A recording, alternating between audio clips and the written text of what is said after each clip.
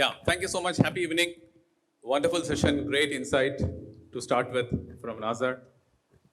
I'm thrilled to see so many talented leaders from diverse industries present here on this wonderful evening. Thank you all for coming. At the same time, I also remember a Kuti story. There was a farmer who had produced the juiciest and tastiest of strawberries. And when somebody asked him, what's the secret? He said that I always stay ahead of the weather. Whenever it's hot or cold, I ensure I plant my seedlings. If it is going to rain, I'm going to cover and ensure it doesn't get too wet. And that's the secret. And the reason we are staying here is to be ahead. Big ideas to be ahead. And in this session, we are going to get some interesting insights, great conversations. And yes, like the Audi visual that we saw, it's going to be rapid fire, quick fire insights from every one of you. So we are going to ask numerous questions. I think this is kind of the first of the format, Satish, if I remember, a great design. And we will elicit as much responses. So let's get started. We will have a productive and interesting session ahead. So where do we start? Okay, I'll start with you, sir. No specific order, but A starts. So I'm just going to start with you, Mr. Annamalai. So in a current role, what are your top priorities in the present business scenario? You can sit and... No, thank you. The current scenario is that, as you say that, now today in the situation that you cannot have an ideas of permanent. It's changing every moment. Right. Every day. You can't keep your view firm and proceed. You should be flexible to change your views every now and then. Then only you can go take it forward. Right. Thanks. Good. That was a real quick insight. Let me ask Mr. Somu the question to you. Can we have the mic, please? Yeah. How do you ensure that your business stays relevant in the rapidly changing times? Relevance? Yeah. How do you ensure your business stays relevant? Yeah. See, for example, my eye care industry, is undergoing a lot of changes. Yes. So we'll have to, look forward, gathering information and especially in the digital area, the scene, So that's Staying how, updated. Yeah, we'll have to really change for the future, look for the changes and then, adapt to that. Fantastic. So look at the future and work on the things in the present. Fantastic. Swathy, we know customer centricity is absolutely critical for your business. So what strategies do you adopt? You can just name one to build customer loyalty for your business. Honestly, I think it's putting the customer at the center of the experience, planning everything. So everything that we do and plan is putting the customer at the center of the experience, building everything around them. And I think a lot gets said about that, but at the end of the day, to execute that is quite hard. But every decision we take, we think through it through the customer's lens. And that's what helps us really. Perfect. I think customer is the key that we all exist today. Great. All right.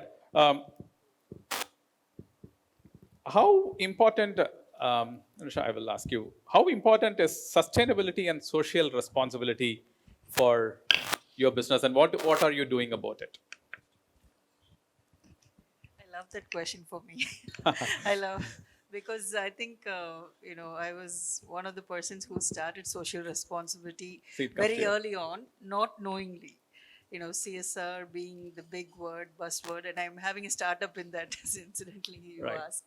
And, it just happened accidentally because I like doing it. And from what I know now, I think in India, the giving and the CSR and the social responsibility has been happening for ages, but not documented or not measured. Okay. Everybody in their house or, companies, everybody would have done something for a social responsibility, but never documented or anything.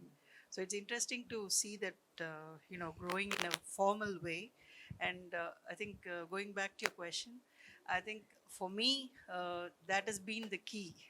And one of the differentiators for my educational institutions have always been, in fact, one of the customers, one of the guests that I spoke to, they said, you know, they have a good feeling when they hear our name. You know, that's the key.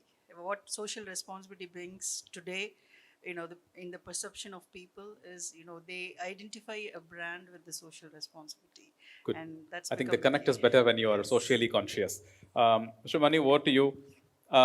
What steps do you take in your business to stay ahead of your competition? What everybody does, know my competition ahead of that, and follow the SEO. The SEO is like your search engine optimization in the internet to get your company's name on the first page and the first line. Keep your company's product ahead of the competition. You should always know the competition. So you should have a process, the company, to research that on a sustainable basis. So we do it on every monthly basis. Do we research, complete a performance rating analysis of the competition compared to my machine, and wherever the competition is leading us, then immediately we put a CPD process, the continuous product development process, to beat them again.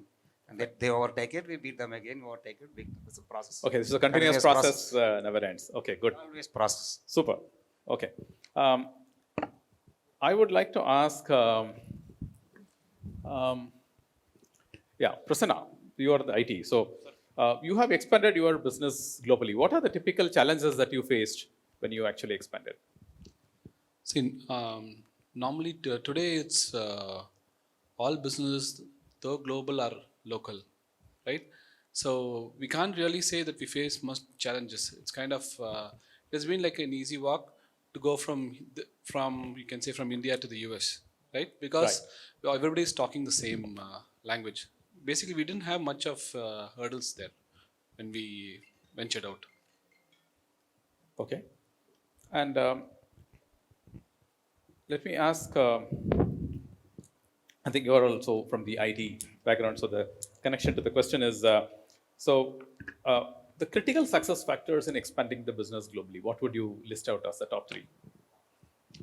Yeah, so I would say, we are a cloud service provider, Right. and when companies trying to digitalize their infrastructure, moving to expanding their IT infrastructure, so they always worry about where this my data is going to be, because prior the data is going to be in the on-prem, they can see the data, they can touch it, but when it's going to be digitalization, moving to cloud, they always worry about, okay, I cannot see the data here, it's going to be somewhere, and how I'm going to make sure data is safe and worry security about it.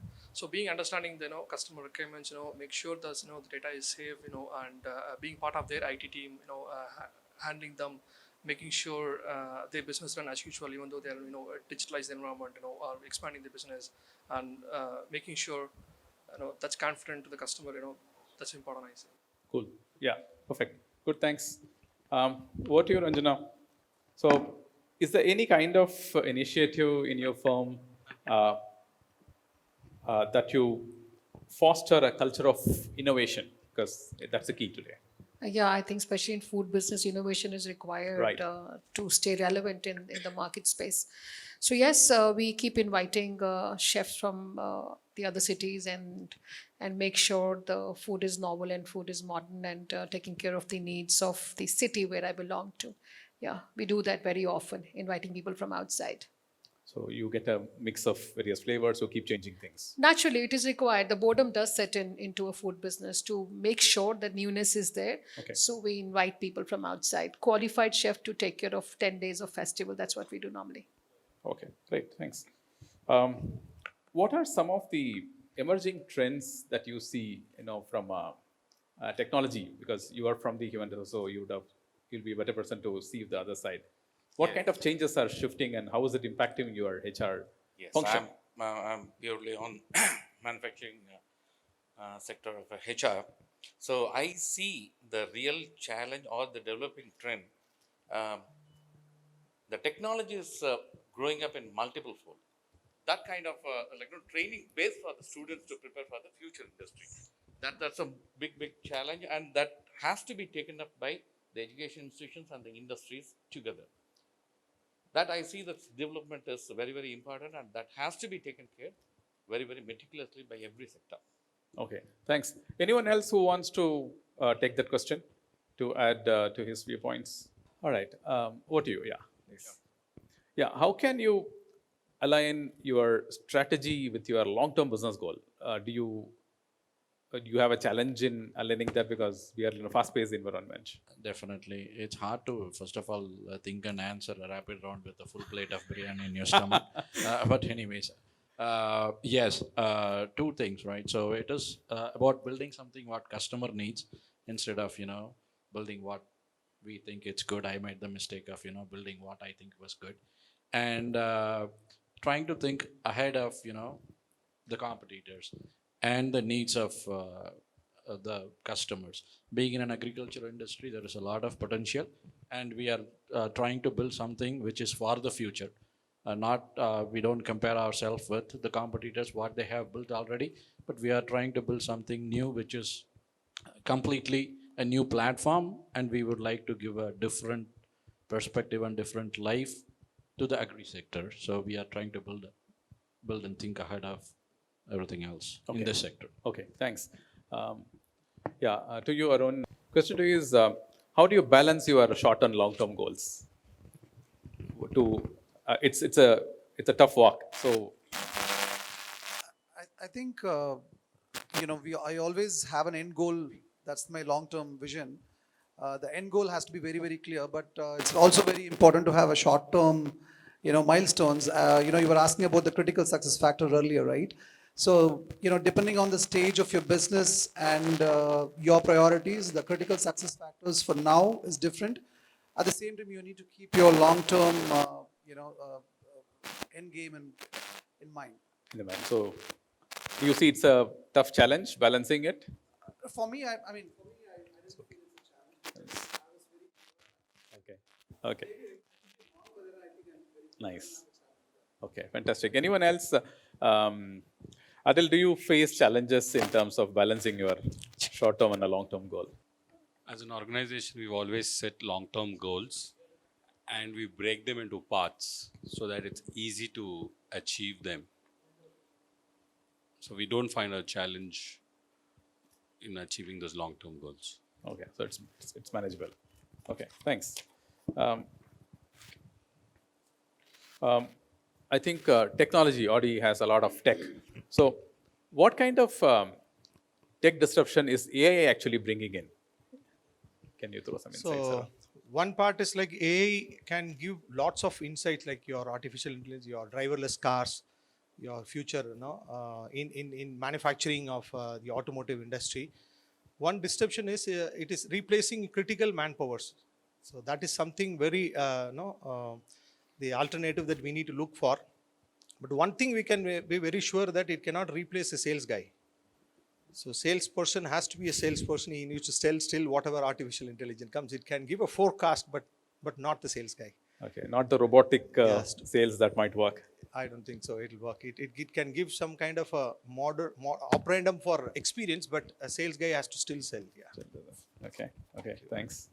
Over to you, Dr. Narayanan. How important is branding and marketing for your business? You're in education. So. Yeah, right. See, of late, we are also called as an industry. Okay, it's no longer the top line matters, the bottom line matters. True. I mean, not in terms of making the profit, but in terms of plowing it back into the system. So going by that, the top line matters, the bottom line matters. So as the director of a business school, I'm also responsible for my P&L account. Okay. So it's quite relevant. Okay. Quite relevant. Okay. So your take on the importance of branding and marketing for your business, and how do you leverage? Oh, as Sir also said, so we are mainly into the manufacturing and IoT, digital and robotics kind of thing. So where we wanted to go and something people will be aware of, but what kind of like when and how to do is something that we need to do, or we need to brand ourselves in that area so that we can give the relevant services to the customers on that particular technology or particular segments or particular domains. So in that relevancy and technology and in giving that service, we need to market and brand ourselves in that particular area, not on the product side, but on the technology and service area that we are primarily focusing on our marketing and branding. Okay, thanks. Over to you, Swathy here. How have you used social media effectively for your business? Can you tell us a couple of tips and tricks that has worked for you? I'm actually in children's health, and we do a lot of work with mental health with kids across the country. It's a double-edged sword, to be honest. Social media is something that we constantly, try to really push back on. Two reasons, right? It has to be age appropriate, and what we're seeing is social media seems to be the number one reason for depression in children, and a lot of other side effects as well. So not for social media, but as a mother myself, right, of a 17-year-old, I can say that, what chance do I have as a mother? I'm fighting the top attention engineers in the world, going after my son's attention, my attention. And here I am, a mom trying to take away social media. I think it's all about limiting exposure a little bit, how much time, setting limits. And I think that's where we all start. And that's the only solution we've started with right now, setting limits, age limits, time limits with children. And really that's all we have against this. Good. And Mohamed, can you tell us any tips and tricks that has worked for you in the social media to grow your business? Okay, yeah. So like I said, we don't be a fancy company in a social media, whereas we want to be a company where bringing tangible values to our partners and customers and our employees. So yeah, we celebrate what's happening within our company in a social media. So touch bring values to our within our company, also trusting our partners, clients. Okay, thanks. Arun, what kind of pricing strategy do you adopt for your business? Are there any insights that you could throw to fellow entrepreneurs? Exactly. So when we started building the product first initially, right? So we wanted to come up to attract all levels of customers. So I would say that we have to create at least two different products. One is for the base one to attract base level of customers, and then the other one is for the exclusive customers, like how Audi has it, right? So the same way we have to have, in that way you can attract both the customers. Okay. In your business, how do you look at pricing, strategically pricing that would still be competitive to the customers, as well as able to manage the competition? A pricing strategy for me, I mean, let's look at the food business. We have benchmarked with the international chains. I deliberately kept it like 2-3% lesser than the international chains. And the kind of experience what we give is better than what possibly is available today. So, our plan was to give an Uber luxury service at a lesser price point. So that was the plan, and I think it is working out. It is also, there is something called anchor pricing. So we wanted to anchor it this way because we're just 2 years old. The brand that I'm working today is only 2 years old. So slowly, and probably, we might want to catch up when we have the number of stores or more, then we probably might want to increase, because there is also perception, the product that people buy, they actually, they have a price point already attached to the product. Right. So that's very important. So we consciously kept it like 2-3% lower, but then when we hit the 50 outlets mark, then we probably might want to take it higher than that, because the perception would change after that. So that's how I price it. Yeah. Okay. Prasanna, in your case, when you look at the pricing, of course, you are handling the market internationally. So is pricing the only factor that the customers decide upon because you have a cost advantage doing it from here? Or I would like to club this answer with the previous question as well. Sure. With regards to social marketing you are asking, right? Sure. So this plays a big role in whatever we do. We are like kind of socially visible. Why we do that is that first customers have to trust in us that these guys know what they're doing, right? That is one. So we make sure that our brand is like it reaches everyone easily. There's a brand recall. Second thing, with regards to pricing, while in Rome, be a Roman. So we have like two flavors that we offer. One is for the SMEs and one is for the enterprise class. So when we know whom we are dealing with, right? So it's being in IT, we have, it's like very flexible and very tangible. You can say, yes, for this customer, we know this price at work. And I can't be like very rigid and say, okay, I'm fixed at this price. the customer needs to buy it, then probably we would lose a customer. Right. So then again, this is again related to your brand. So recently we launched a brand like Day First Day and said, okay, this is for the SMEs. And then we have an enterprise class. So you have segmented the Yeah. customers So and the priced pricing accordingly. is Okay. based according to that. And we are flexible. IT is the only the industry, I think, where you can decide what you want to sell and price it. Whereas the other industries, like Yeah, you have it's a a lot of product raw as a service, materials so, and all this. yeah. So here we are flexible. And ultimately, customer is king. We make sure that we deliver what they want. Okay, cool. So I think getting talent is very challenging in these days. So how do you attract and retain the best talent in your company? Yes. Very important. Like attracting right talents is one big challenge. The biggest challenge is like retaining the right talents. So that's a big challenge right now, because the business depends on the right talents whom are driving the business in the right direction. That's the most important thing. So to retain this right talents, various now the requirements of the employees also changing. So it is that we have to engage them in the right way, that they are also growing professionally in terms of their career. Many people may change according to their career perception will be there. Then again, they may be looking for economical opportunities, stability kind of and all at the beginning level. But people at the senior level may look at being in the organization in a different form. So it depends on the person or the kind of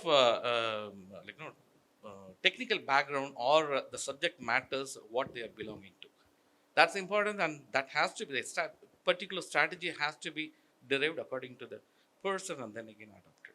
Okay, thanks. Shumani, can you highlight any specific talent retention? Because it's a similar industry. Any specific tactics that has worked best? Basically, it's a wrong question. Nobody can retain anybody. Okay. I've been working for 40 years now. I tried everything possible. And I don't think any strategy exists in the world. Unsolved mystery. Even the first class company or the number one company in the world cannot retain people. TCS lose people. Infosys lose people. You will also lose people.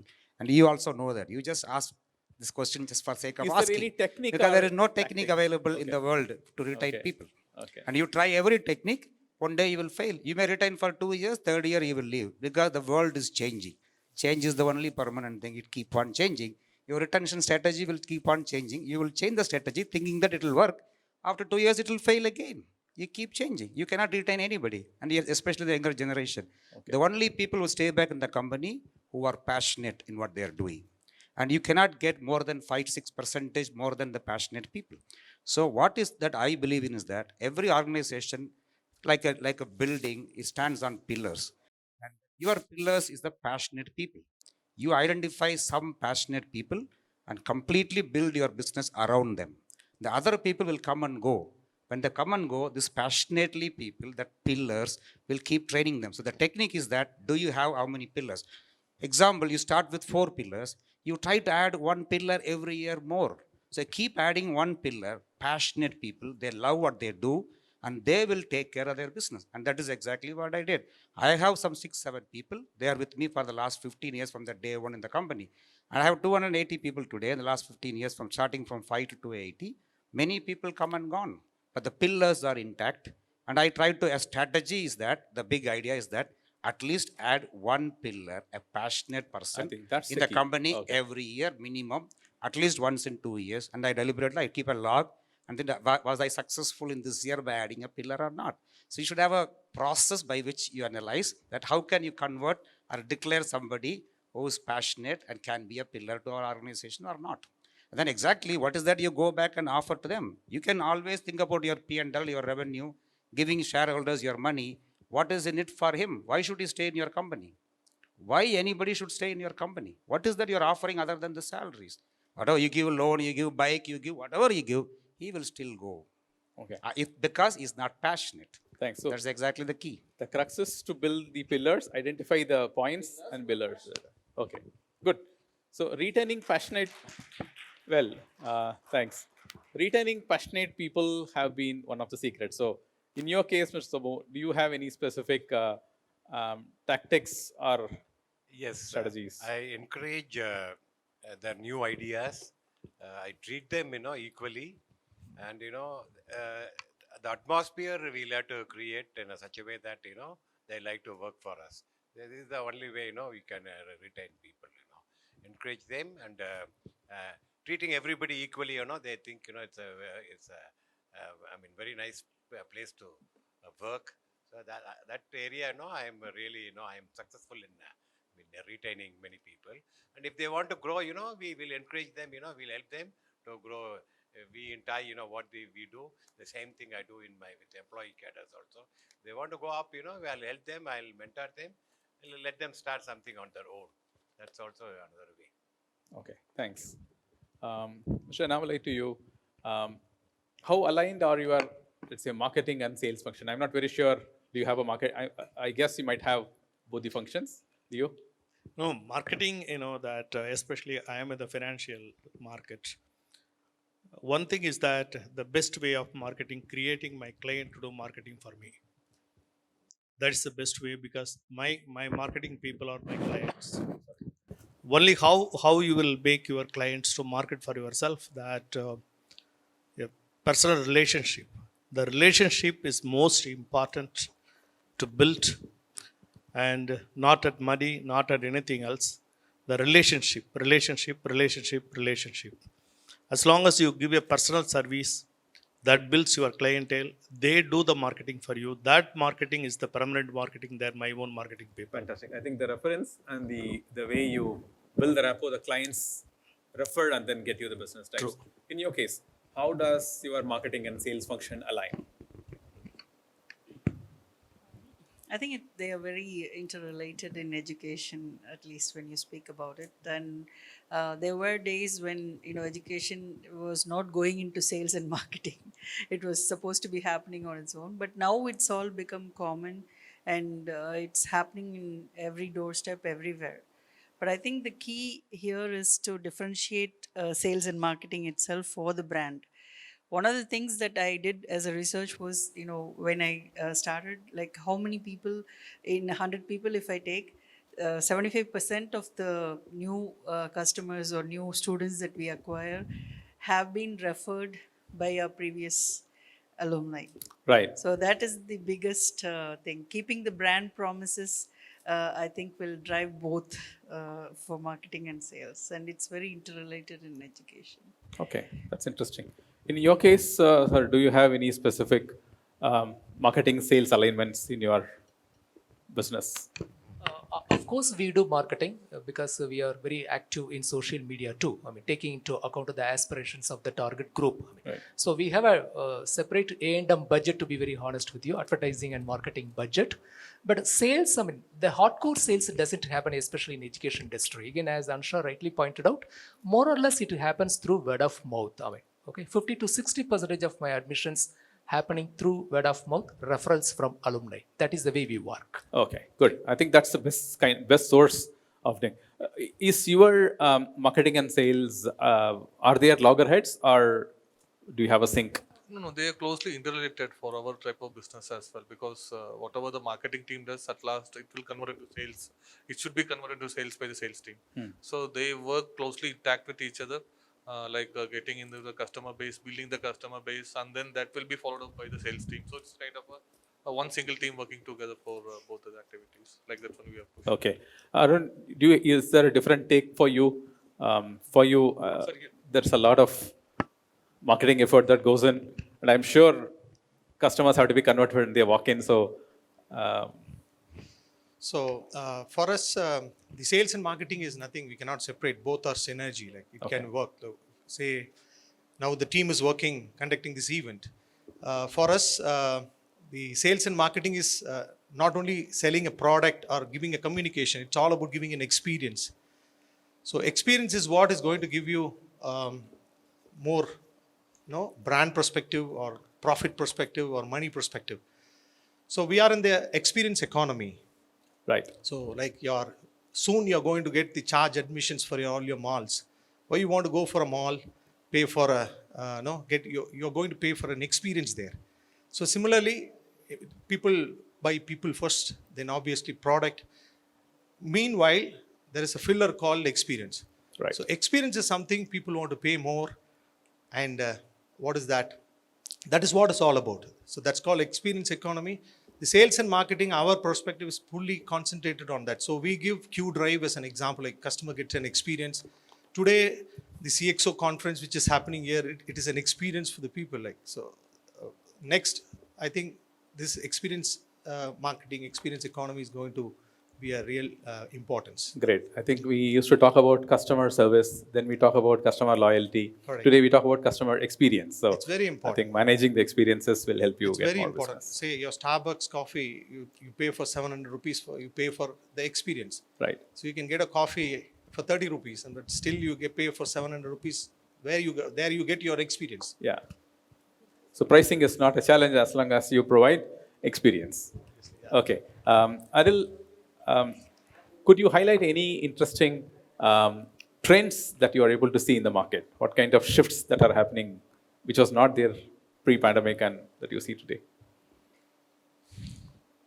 I would say that the younger generation have started spending more. Okay. The spending power has increased from the past few years post-pandemic. Okay. Today, people want to fulfill their wishes. Then, rather than saving up money, I think today people are on the spending mode. There's a big change what we have seen post-pandemic. Okay. I think we were talking about some revenge buying. Revenge that's buying happening is all over. been happening. Okay. Thanks. Okay. I have a question to you again, Shamani. So, or you can flip. What do you typically look for when you hire someone, a potential hire? The number one quality that you would look for? First of all, you hire people on two situations. So one, and then second is second A and second B. One is that you're starting a new greenfield or a brownfield project. The second is that you are having a problem with your existing team. Then you're trying to hire a person to replace them, right? In most of the cases, we hire people because somebody has left, and the earlier question, and then you are trying to replace them.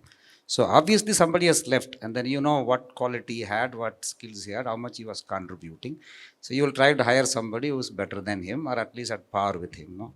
That is what we look at. And we don't get people with experience at what we're looking for, but we have to get people who can be trained easily. So what I look at is that I have a system that everybody identify the people, but finally, before hiring, I see them. I don't ask any technical question. I just talk to him, converse with him, ask his family background, etc., etc. Then I go with my instinct. What is that instinct says at that moment, that is the best person to my family or not? Because anybody's hired is a family member. Right. Suppose you have to be very genuine in that process, because I go with my instinct. Suppose you are conversing with him and you get a telephone call. You just stop that and you attend your telephone call. So I mean, you are not genuine. You are not honest in looking at him. So the most important factor is that be honest in conversing somebody when you hire them, so that you exactly get to know him in 30 minutes or 1 hour time. If you have so much of disturbance, somebody is walking into your room, getting signature, this, that, and all, you are just for the sake of interviewing, you are seeing him. Yeah. You are not honest in your mind to hire a right person. So be honest in the process, genuine quality time spent with him. You can definitely understand the person. So I would say, in my case, maybe 80-85%, the hired persons were very good. Only 15% it was bad. Because it's a personal involvement. There are cases, my GMs and all said, I want to hire him, he's very good. Okay. I said, no, I'm vetoing it, I'm not hiring him. Because I did not feel comfortable with him. That's how I go with. Okay, thanks. And Mr. Raj, Mohan, in hiring, I mean, it's a critical function. So what do you typically look for in a potential hire? I'm sure the other functions would have shortlisted somebody and given it to you. So when you take a final call, so what is that one thing you look at? As Mr. Mani rightly pointed out, it is like correcting up your mistakes, like what you have had a bad experiences or you found which is not relevant to your context your business environment, that we are correcting it up with the expectations of the future candidate. That is one thing. And second thing is the attention on the attraction on the candidate is decided within the minutes of within 10 minutes kind of it decides there. Then every conversation is leading to whether we are going to take him in or rejecting him. It is the question pattern itself will be leading in that point of view. That I believe in that thing. As he pointed out, it's a personal talk and making him comfortable and opening himself true to their he says what is he kind of that makes more right way of recruiting anybody inside the organization, because we will be able to understand when he opens up and when he is relaxed, and then when he opening saying very plainly about his personality. Thanks. Rajana, over to you. What are the top 2-3 challenges that you're facing, and can you give us a tactic as how you in your business in my business, like yeah. in which area? I am like my Growing business the is business. my business is forever dynamic. Growing the business growth, revenue.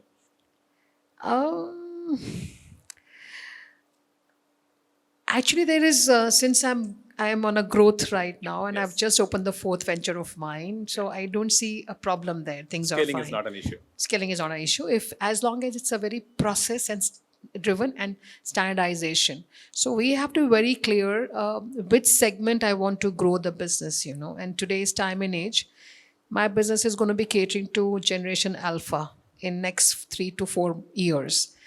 Is my business ready for them? If that's the way, then I have to have a long-term vision and minimalistic menu, digital intervention, social media, everything has to be in sync to grow that business model. So I'm only looking at that way right now. The past, I'm not even looking at it. Okay, Yeah. thanks. Yeah, Mr. Somu. A different question, not the same. So, how important is partnerships and collaboration, according to you? Yeah, personally, collaborating with the leader in that industry, we can share knowledge, and it's going to be a mutually benefiting. Locally we may be very strong, right? Globally they may be very strong. So, but helping them to grow here locally, it's a give and take. So it's a two-way relationship, according to you. Right. Okay. So, in your case, Surendran, so how important are building partnerships and collaborations to grow your business? Partnershiping and growing along with them, because as rightly pointed out, we cannot be master of all in all the aspects. So we find the right partners who will help us, and then we try to leverage the capabilities from them and try to grow business. So we mutually grow together. So we help them and they help us. So that's what we actually do. So partnership is one of the very key element in our business strategy altogether. So. Thanks. So when you expanded globally, what was one big challenge that you had to face, and how did you overcome that? See, mainly like the partnership. What we did when we expanded in the US, it was like getting a partner and working with them. What we got to face is basically the terms of corporate governance that we would have, right? Coming into terms, like, because they come from a different country and their legal systems are different. Our systems are different. How do you actually get into the same, sit across the table and get it sorted out?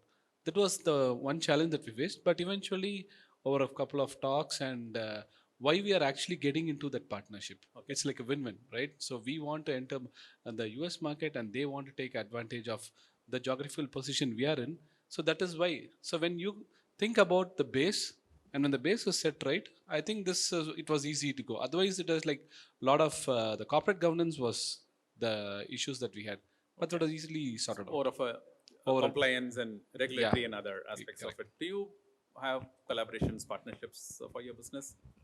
You do. Okay. So, can you tell us how do you identify the right partners? Truth is, you always want to work with someone with similar, mindset of sharing and, with, I suppose, and the second thing would be leaders in the space, as they were talking about earlier, right? So you really want to learn from them, and equally you should also have something to contribute, otherwise it doesn't really work both ways. So typically we've always looked ahead and looked at leaders in the space, or people who are really innovating in that space, and our partnerships always work that way. So for example, we do work with digital therapeutics companies today for say for ADHD, so that's something that's really cutting edge and nice, and so we can learn a lot from them, and our children can benefit too. So okay, interesting, thanks. Yes, over to Annamalai. Yeah, would like to add. With regard to these challenges you asked, Yes. Recently from the Indian Chamber of Commerce, Coimbatore, we did a survey of most of the industries in Coimbatore. Almost around 560 companies require more than 12,000 manpower. Wow. The biggest challenge today, they don't get the right people for the right job. From the turner, from the welder, from the manager, accountant, receptionist, stenographer, computer operators. We got a requirement almost more than 11,000 manpower in the last 15 days. So employable resources are very today that is the biggest challenge, not the technology, not the money sources, not the getting the right people for the right job is the biggest challenge today in the industry. Even from small scale to a larger scale, everybody is facing the problem. Even though the government has come with, we invited the Skill Development Corporation Limited from government. They have trained almost 200,000 technical, non-technical manpower under non-Mudalvan scheme. But you know that today the biggest challenges, we had a HR meeting, almost around more than 50 HR people had attended that meeting. Everybody wants, please provide manpower. Okay. Okay. So from an education perspective, over to you. So how do you, is there any challenge that you have addressed in bridging that employability of the candidates who come out of the school that is needed for the industry? No, it is true. That is the bane of the education system, I can call it, because there is always a gap between the expectations and the reality. Right. Okay, so that is what we are trying to build it. And you are talking about the partnership and collaboration. Yes. Okay, this is where that comes into the picture. So through partnerships, through collaborations, of course, industry institution partnership. It is one of the growth engines, I can call it, for any educational institution for that matter. And we have been trying to strengthen that, for years together, and we have started getting the results. So that's very essential. Cool, nice. How do you build a growth mindset? Because as an entrepreneur, to the team, or to myself, or to my team? To you, because you're going to drive the whole thing. I think growth mindset has to be natural for an entrepreneur, because entrepreneur is continuously looking for the next best opportunity and next best thing to do. And through the journey of entrepreneur, I think there are a lot of moments of maybe rejections and challenges, and probably not meeting timelines and deadlines and so on and so forth. There's so many things which is not as predicted as you want it to be ideally. So naturally, unless you have that growth mindset and the grit to again look at things optimistically, I think it is very difficult to be an entrepreneur. I think it's a natural thing for an entrepreneur to be. That's what I think. I think I have it. So okay. I'm sure everyone has it as, yes, I'm sure. Yeah. Okay. You're saying should be inherent types. Okay. Sorry? Should be inherent with the... not form. Inherent. I think it is also, one is that naturally people might have it. Other one is that the scenario and the situation by itself will push you to become that. Otherwise you would not be an entrepreneur. You might have to exit at some point in time. Yes. Okay. Thanks. So Anil, for your team, how do you build a growth mindset? Because unless until they travel together with you, it's tough to, carry on with the vision. We take good care of them. So we give them the ownership since we have a large number of stores across India. So each store we give them the ownership. So we tell them you're the bosses. So that's how we encourage them. And we tell them as the business grows, they also grow. And we do have a very good incentive structures for them. So we really take good care of the staff. We tell you're the bosses of the store. Okay. So they've been the face of the brand. Okay. So you're taking care of the people to Yeah, ensure we that mainly they're take aligned with good the care growth. of the people. Okay. Good. So in today's entrepreneurs, what could be, or for any founder, what could be the spread of skills that you would rate it as 1 to 4? It could be leadership skills, business skills, operational skills, financial skills. So how do you rank these 4?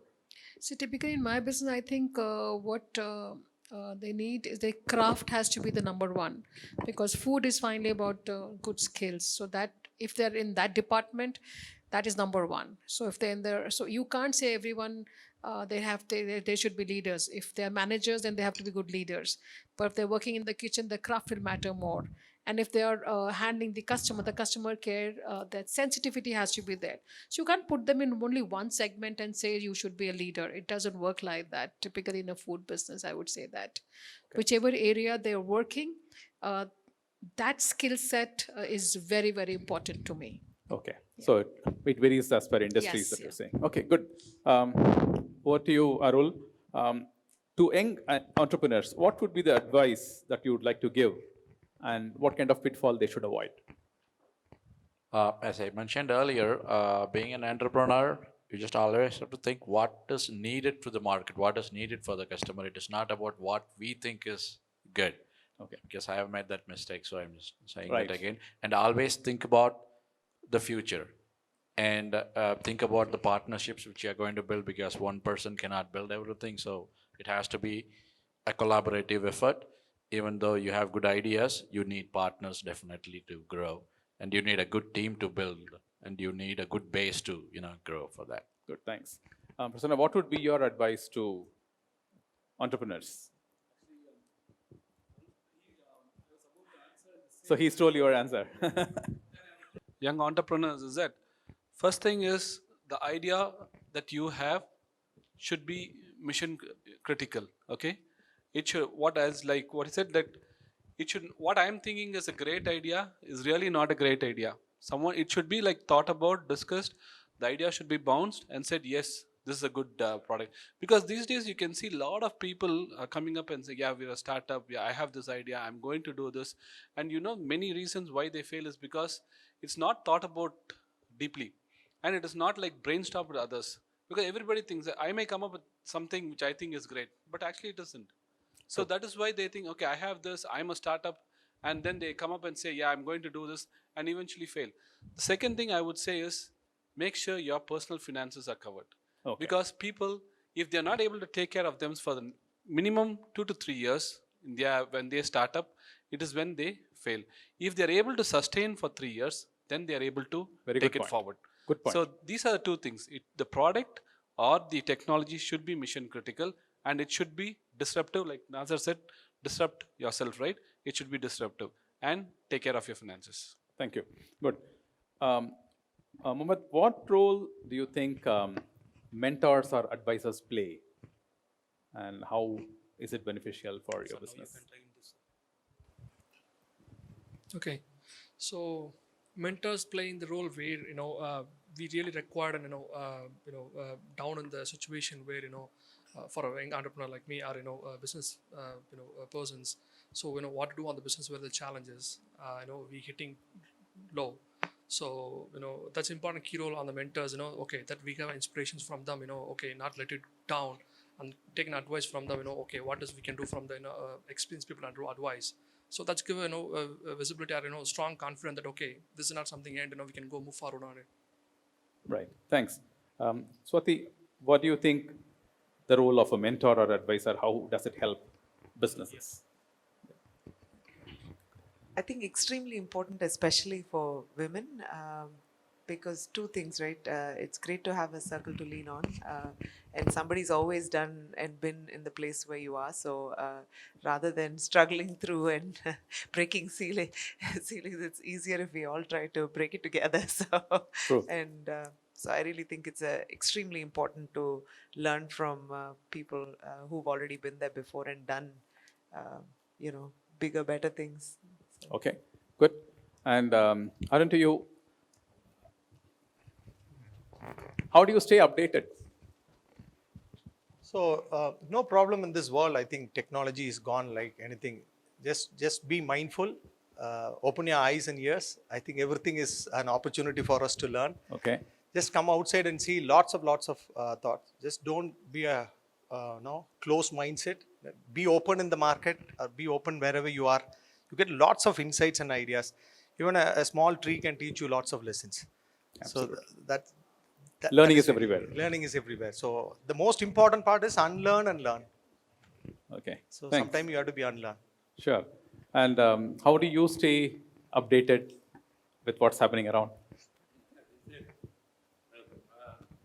More than learning, unlearning is very, very important. Okay. We have to be a kid when we see things. If you see a kid, and if you ask, enough for this game is enough, in the sense that it will choose something else, then again it goes on. So the learning is also going, it should go on. It should not stop anywhere. And technology is very much available everywhere, and every knowledge is available everywhere. So learning is much, much easier now than the earlier period. Okay. And we have to unlearn certain things and then again move on with that mindset. That will keep you updated in every field. Sure. wherever you. Thank you so much. So Annamalai, you have any other opinion to share in terms of keeping yourself updated? Today, the updation is today happening, tons of ideas and materials you are getting second by second. But we need to be very clear which message should be trusted, which should not be trusted. And unless you have a filtering, today updation is not a problem. But how much you update the right informations in a right spirit, that is what more important. Right. You get a lot of junks of information today through WhatsApp messages. So Rightly said. and everybody become doctor. If I am a diabetic, I go to a doctor, then I become a doctor to somebody else. Okay. Then like how that everybody gives a lot of advices. Are they qualified to give those advices? Are they really capable of giving those advices? Nobody bothers. People just like that take a lot of informations and junks. And you should be today in the updating what you need it, what right messages you need it, how you filter that makes you a lot of sense. Okay. Thanks so much. I think it was, I think this session can go on for, endlessly, but I think we have a hard stop. So it is wonderful. The objective of the session is to ensure that we pick up the right minds and the right brains that can be useful for a whole lot outside. And I would like to end up by, again, giving you a short story. Food, water are very important. So I'm connecting with the food once again. This time it's not strawberries. It's on a cornfield. So I recently read about a story of a farmer who consistently won awards for the best corn that they have planted, that they are farming year on year. So people used to wonder, how is he able to do that consistently year on year, every single year, and winning the awards? So they go there, and interestingly they find that he gives free corns, the best of his corn produce, to all the nearby farmers. So people used to ask him questions. If you supply the best of the corn outside to somebody else, then they are going to compete with you. So it's going to be a problem for you, isn't it? For which he brilliantly replied, he says, when the wind keeps moving around, it keeps the pollens from the nearby fields and brings into me. If their quality of the corn is low, then it is obviously going to have a low yield on my field. So I need to ensure I have all the best corns around so that my field is fertile. And that's precisely the reason we are having this session today here, that unless and until we build a better world around us, it is difficult for us to build ourselves. Unless and until we build a great team, we build the great partnerships, it is difficult to build our own great business around. So with that, brilliant minds, great insights, and a wonderful platform to all of you. Thanks so much for Audi and the talk to have staged this. And to every one of you, my name is Shyam Sekhar. I am the founder of Startup Experts, as you said. And it's delightful to see you coming here. It's almost 3 years that I've come to Coimbatore for this talk session. So thank you all so much. Have a wonderful Saturday evening. Thank you so much. 4 spheres that awaken the senses. Immersive, connecting you to the world.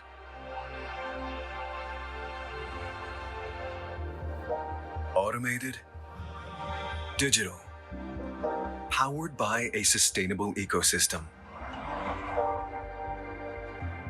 The perfect symbiosis between fascinating experiences and design, full of new possibilities.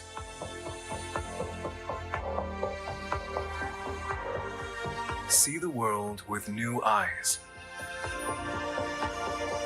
and experience the next dimension of inspiration.